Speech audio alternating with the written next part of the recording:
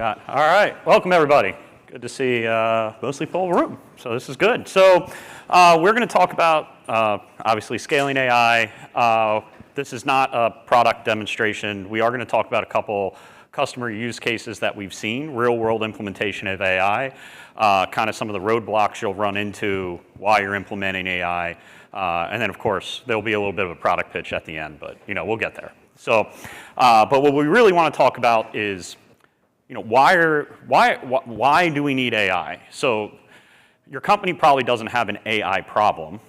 They have a throughput problem, right? They're trying to do more of something. And AI is an enabler for that. So if you're going out and just grabbing AI off the shelf because you feel like you're behind on AI and you're trying to figure out how AI is going to work in your business, you're probably not going to have as successful an implementation as someone goes out and says, I need to solve this problem with AI. I want to process X amount of more things per day than I did yesterday, and I want to use AI to do that. I want more output from my business. Those are outcomes that you can get behind, and you can actually start saying, how does AI help me accomplish that? So when you take AI off the shelf and you want to bring it into your business, there's a simple test if this is working for you or not. Like, does it let your organization do more without breaking the trust that your business runs at currently today? So I think we've all seen it. We have a lot of AI being implemented out there in the world. Comes with a big disclaimer across the bottom of it. Hey, this is AI, may not be true. Good luck with our agent on our website. Like, how good is that? You're basically slamming the, hey, give me a human right now button. You want AI to actually help you move forward. Like, how do you get AI that helps you push the revenue of your business forward, not just try and take cost-cutting measures out the backside? You can't cost cut to zero. AI can help you do that, in a way, but what you really want is an enabling technology that pushes your business into a way of new revenue paths, a new way to get money, right? Like, you can scale to infinity, you can cost cut only so much, right? So we're going to talk about a specific bucket. I kind of see the world of AI in two buckets, and I don't have the bucket slide here, but people or companies, when they want to use AI, there's kind of like two main ways that I see the world is you bring in AI as a co-pilot. You bring AI in as a human that sits or next to a human in your organization, something that helps that human run their day more efficient in some way, shape, or form. Now, it usually requires that human always looking at the output. Maybe it's going out and doing research for that human, so they're saving some hours on the research, but when it comes back, they're constantly reviewing it, they have eyeballs on it. There's another bucket of AI for your organization, which is, hey, what is your engineering team actually using AI for to push a process through that doesn't necessarily have human eyeballs on it all the time?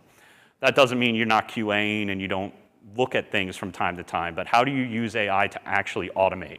Do you feel safe enough with AI that it's actually doing stuff in your organization without a human sitting next to it? We're going to talk about that latter use case.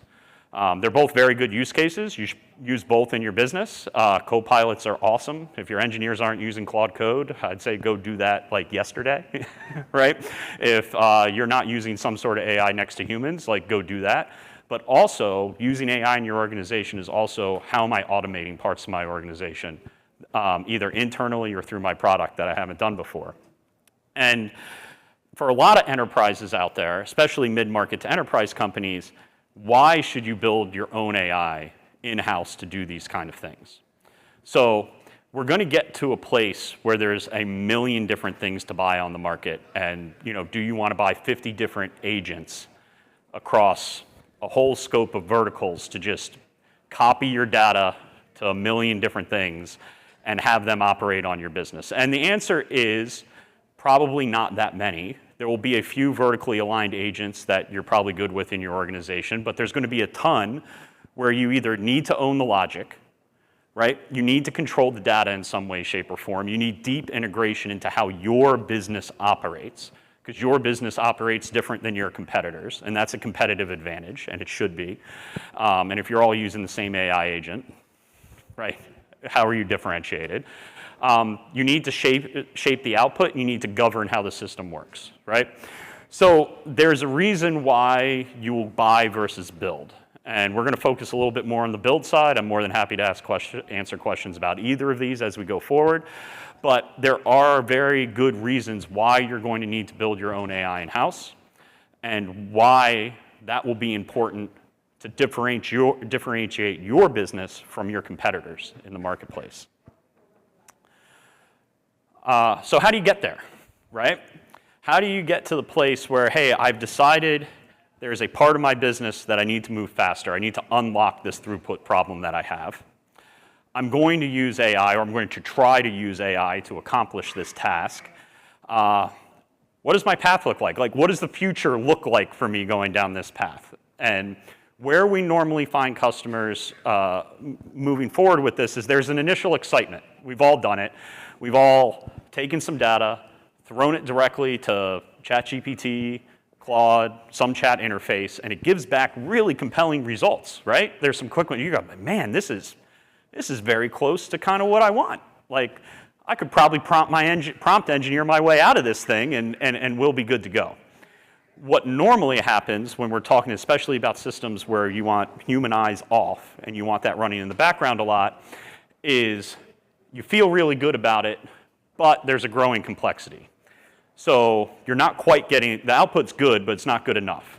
So then you start prompt engineering, and you realize prompt engineering is not really doing it. Why is it not working? Well, maybe I just need more context. All right, I'll throw more context. Well, that's not working. I need to context engineer. Now all of a sudden you're installing a vector database. And you're like, okay, now I just need to get the right vectors, the right semantic analysis, that will work. All right, no, maybe GraphRag is what I need. I'm not quite getting the right vectors to the LLM at the right time. I need to change course. I need a graph database. I needed this. I needed that. Your AI ops stack starts growing. And there's plenty of DIY tools and plenty of things out there in the market. You can go crazy with how much of the ops stack that you're actually implementing. Then you've implemented this stuff. You're getting close to what you want. And you realize, oh, we got to get this to production. So now I'm a vector database manager and a graph database manager.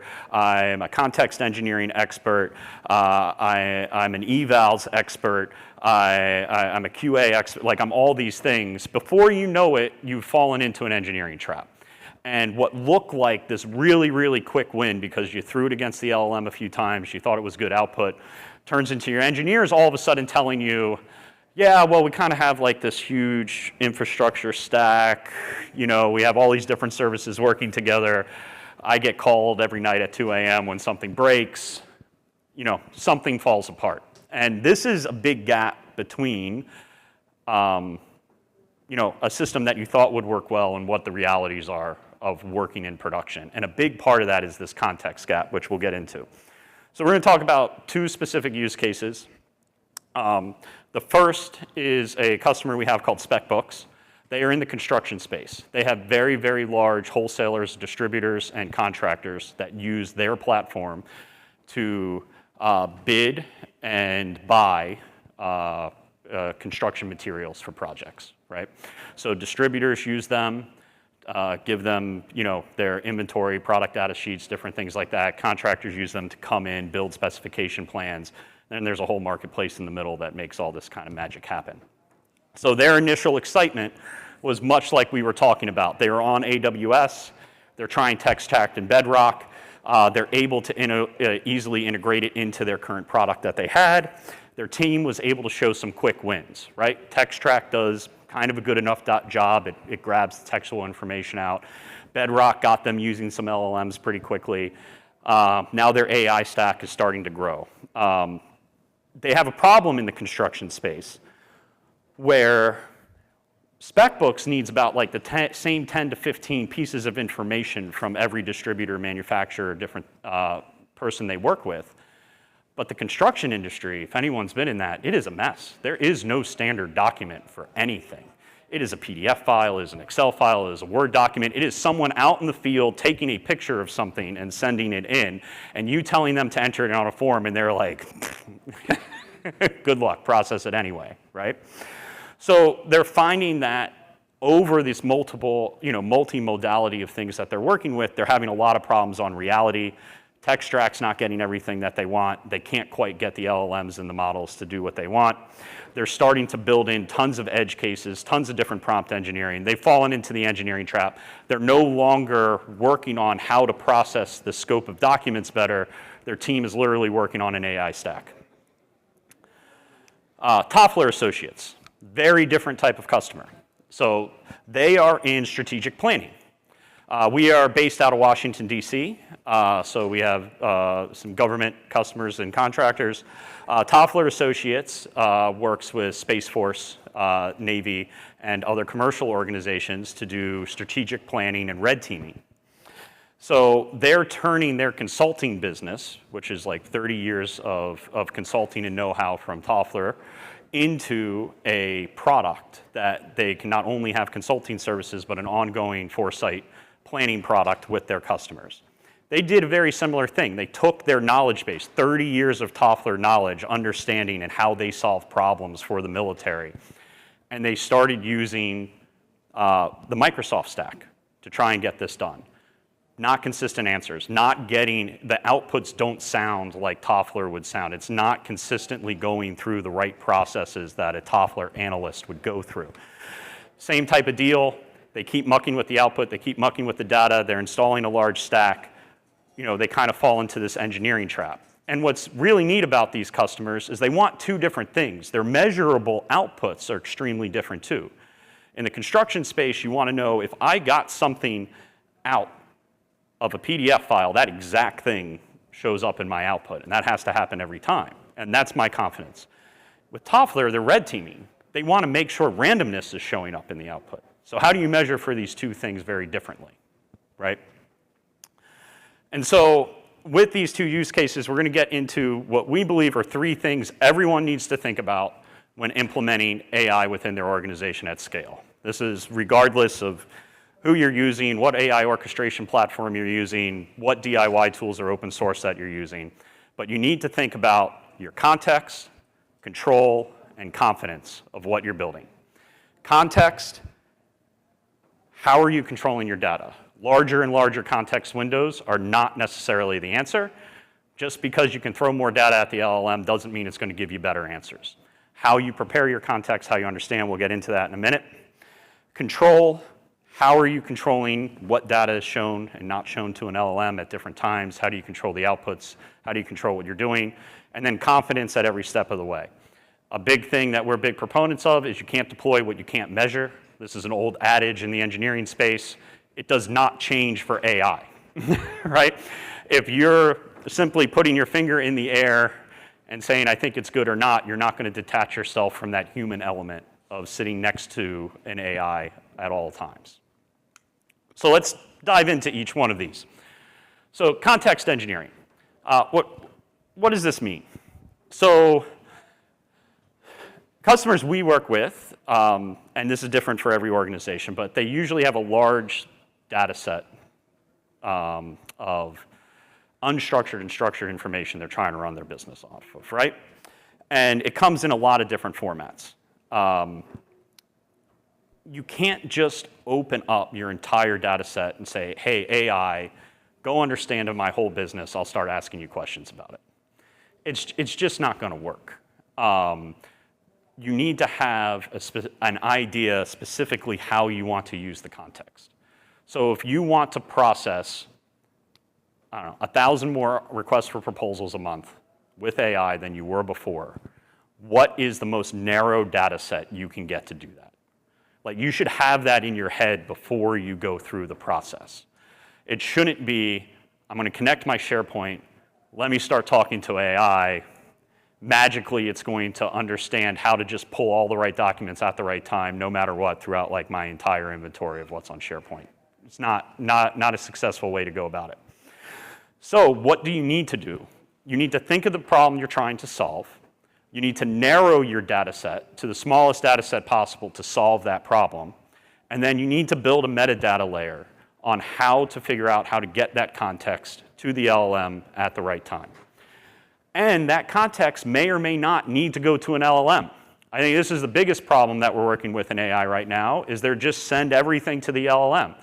Just give all of your tokens and all of your money to an AI clawbot that will just waste millions and millions of tokens to say, select star from users or something like that, right? Where like the right answer is just do that, right? Like just like have AI as part of your workflow and just do that.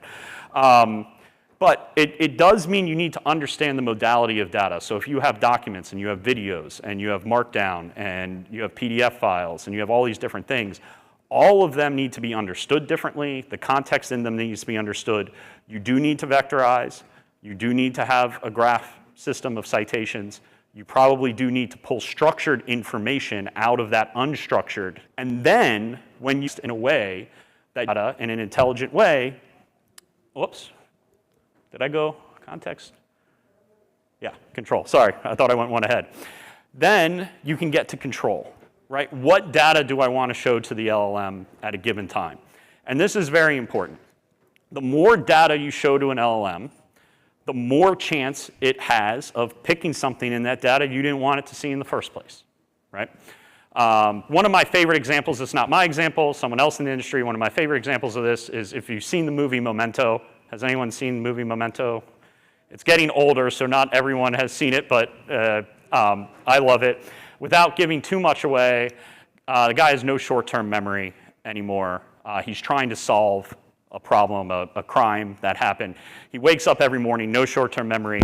He has tattoos all over his body. So he looks in a mirror, and he puts the story together. He puts like literally the story of his life together when he wakes up. If he doesn't see the tattoo in the mirror, he doesn't know the context. LLMs work in a very similar way, and fine-tuning works in the same way too. A lot of customers, we're trying to fine-tune something. Well, fine-tuning is pretty tough. Like if you fine-tune something into a model, it's there. Like you can never like unsee it. So his long-term memory can't be unseen. He has that, but his short-term memory is just the context on his body. So he has tattoos on his back. He forgets to turn around one day, he misses half the story. LLM, that example is great because how you use LLMs is very particular. If you control the data that's shown to the LLM, you're more likely to understand why the output you got is the output that you got, right? It's also important that if you label your data correctly, if you don't want the LLM to see certain things, don't show it, right? And then can you actually measure the context that you gave it versus the context that came out? What I mean by that is sparse and dense vectors that go in, you can semantically look at and say, did I get similar sparse and dense vectors in the output? And if I don't see similarity, well, then the LLM must have grabbed it from somewhere else. And like I said before, my example, we talk about hallucinations, but that could be a good thing or a bad thing. Remember, Specbooks wants this exact match. Toffler Associates wants randomness. So there is no one way to measure how your outputs happen. It's for your use case. And then that's where we get into confidence. How do you measure? Is there one way to measure everything? And the answer is no. You got to set it on your data somehow. Are you measuring against your context, your knowledge, or your feedback to the system? Your thumbs up or thumbs down necessarily, right? It can also be a data set of inputs and outputs that you measure against, different things like this. But how you measure needs to be tuned to what you are building. Just somebody else deciding what's right and wrong in the world and applying it to your use case, maybe it'll work, maybe it won't. But on your data for your enterprise, we're not talking about validating public data, but data that runs in your organization, you are the expert. So you need a way to look at all these different things, and you need to have more than one way to measure, right? So LLM judges are one way to measure. That's fine. That's like producing something and then going out to someone and just showing them the final output and saying, is this good or bad? There's other ways that I talked about before, semantic matching between inputs and outputs. We believe that if you understand the context in, and you understand the output out, and you understand how the sausage is made, there's a variety of scoring that you can do along the way, everything from grounding to correctness to completeness, different things like that, and it's the combination of these scores that make you confident that you're producing the right output. Whether that output is a JSON file, a chat, a document, how do you compare and how do you understand and how do you measure? So as we walk through all of these different things, now I'll get to a little bit of a pitch about Meibel, but this is also what you would need to think about building yourself, right? So when we look at the world, we look at data, LLMs, and use cases that you want to produce, right? In the middle, to have a robust system, if you come to Meibel and run the platform, that's great. But if you don't, you're going to need to think about all of these things in the middle box, right? You're going to need to think about, do I need to fine tune for certain things? Do I need a data graph and vectorization? How am I going to apply governance? How am I looking at my metrics and visibility across my platform? What is the confidence that I have that my outputs are good or bad, right? So you need to have all of these things together to take human eyeballs off of the end. Now, it's not off completely. This is a non-deterministic system. You need to be QAing this at scale at some way, shape, and form, whether you're looking at 5% of your outputs or whatever it is for the agent that you're building or what you're doing. You are going to have some sort of system that goes back and looks at, hey, how correct am I? And you need to have a system that can either block on really important things or allow maybe lesser important things to go through, right? Some of our customers run at scale. They need low latency. They can't wait for a confidence score every time. That's the other thing. Confidence scoring takes extra compute, right? So you have to run this async or out of band, or you have to block on it. We have some customers who are like, no, we're never going to show something that doesn't hit a certain confidence score. It's not going to go out, so they block and they wait. We have other customers who have to run at scale with very low latency, so they're going to let 1,000 or 10,000 of these things go out and then look at an aggregate from there and then play with it and go back and try and make changes and try and make the output better. So when you finally get to this kind of stack, now you can talk about AI in production. So we'll talk about AI in production for our two customers. Specbooks, they're processing tens of thousands of specification books a month now. They've expanded the product catalog that they can work with. They're finally automating at scale that enables new team to focus in new areas. So instead of diving down into the AI stack, now they have a system that they can rely on, they can measure, they can push. And the awesome thing about Specbooks is they are building new revenue streams on top of their current product now. So AI, whether they're telling their customers part of their system is AI or not, which their customers don't really care. They're sending them in stuff, they need outputs back. They're processing a lot more work, a lot more revenue today than they were yesterday. And that's a win. That's a measurable outcome for the business.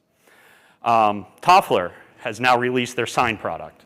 Their sign product is given to their customers alongside consulting services. They can track and understand how it's being used, what's being used, how it's coming up. Their SMEs are very involved, so these are kind of very different. Specbooks is like nearly a fully automated pipeline where a human's checking on those like little differentiated things over time.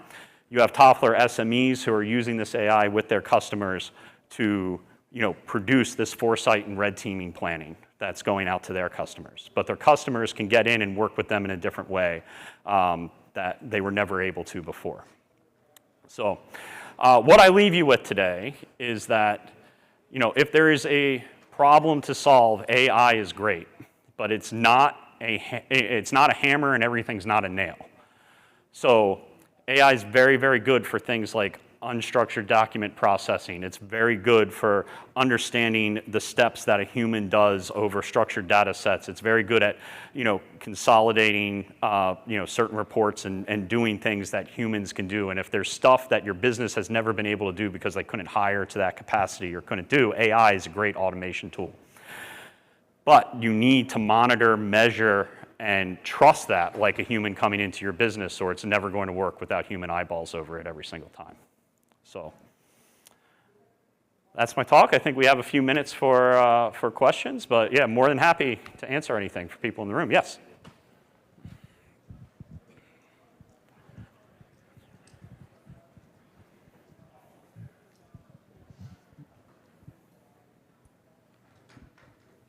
So thank you very much. So in the beginning, you were talking about how you had to make sure that the data was correct for getting the context. So this idea, which we used to call data cleansing, most organizations have never figured out how to do it. after many, many decades. So if that's a precursor, we have problems. You're exactly right. And we haven't. Since data has been stored on a hard drive, it has not been correct, or not correct to our liking, I would say, right?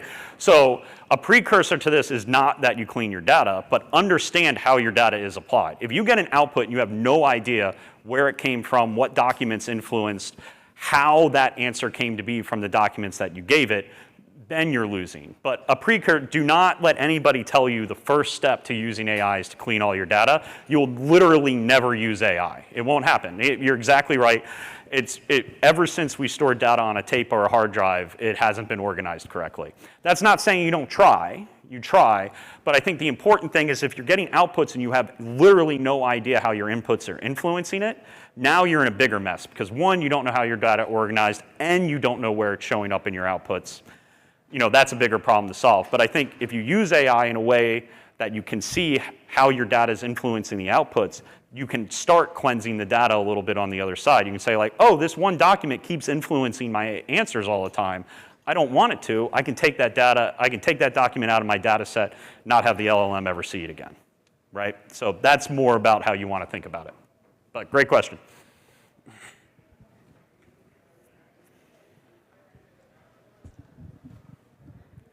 Anyone else?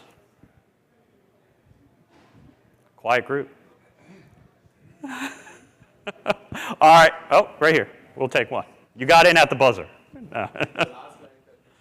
Oh, 1 second. Get the mic, and then we can get. In the last slide that you showed up, the entity classification looks interesting, and we are doing a similar use case where we are extracting the entities from the unstructured data. And in most of the times, the data is very noisy, and 9 out of 10 times, we don't get a clean narrative. And often, extracting the information from the noisy narrative is difficult. And how do you ensure that the entities that you extract are consistent across the data when there is such noisy data available?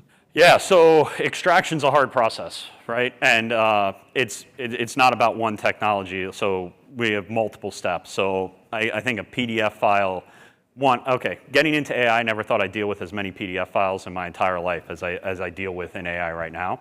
But it's a good example because it's all the use cases together, right? A PDF file can have text, it can have headers, it can have images, it can have tables, it can have all stuff. It can have pictures of tables and text and images embedded in the PDF. It can have other PDF files embedded in it, right? So when you look at a file, it's not a single pass on text extraction. If you're looking at a file and simply doing text extraction, you're going to get a ton of noise. If you look at a document and you understand what's the probability this is a header, what's the probability this is a graphic, what's the probability this is a subsection, what's the probability that they link together, how do they link together, and what's their relationship, what's the reading order, is it right to left, is it left to right, is there a legend on the page with a graphic on the page, does that legend go with the graphic? These are all different things that we take into account when we look at every single document. So when we've written our own our own ingestion process from the ground up, it takes into account the probability of the bounding box, of the text box, what that is, why it exists, and how it relates to other things on the page. You're still going to end up with noise. This is not a 100% foolproof system. Anybody who tells you is lying. But it's all based on probabilities. So what's the probability that the extraction of this OCR process was fuzzy? If I'm doing a text extraction on a certain box, what's the fuzziness around the text that was actually in the box? And does that affect my confidence score all the way at the end of my process to when the agent ran? And so if you're not adding all those up along the way, you're not truly understanding, the full scope. I don't know if that answered your question directly, but the point is you have to do multiple passes over this. And with those multiple passes, you need to be understanding the uncertainty that you have about each thing that you are extracting.